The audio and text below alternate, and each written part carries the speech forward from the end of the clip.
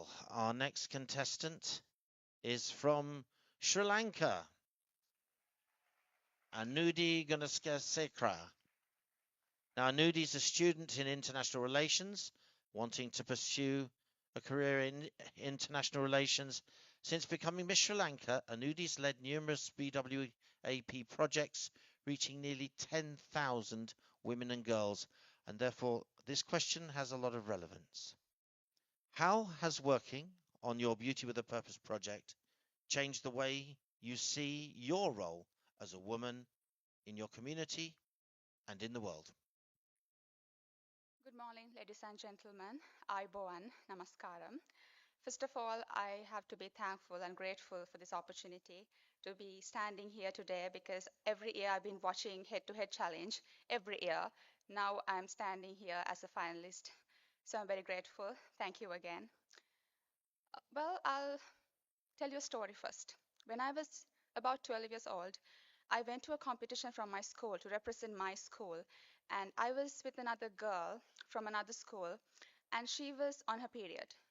And then she wanted to go to the washroom to change her napkin. And then I asked, okay, why don't you go and do it before the competition starts? She said, I only have one. I'm not, uh, I don't have many, so I can't use it. I don't want to waste it.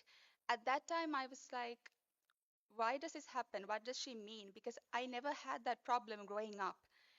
And then I did my research in the university on the criminalization of marital rape in Sri Lanka because it is not criminalized yet, like in many other countries, and that's a problem.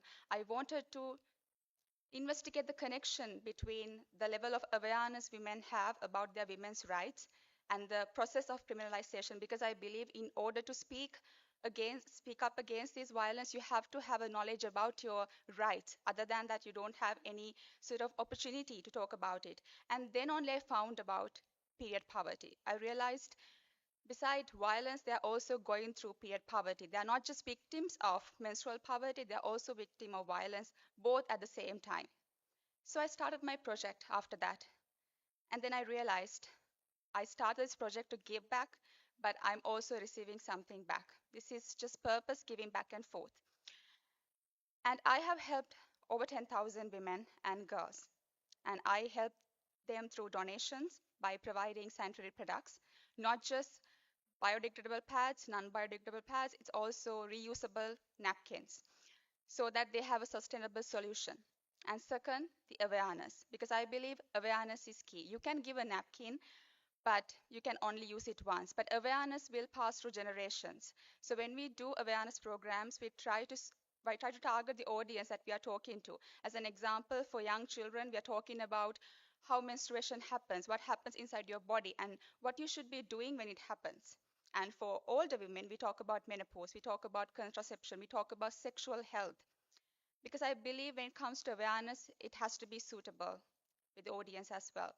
And then the third thing is policy recommendation. Time.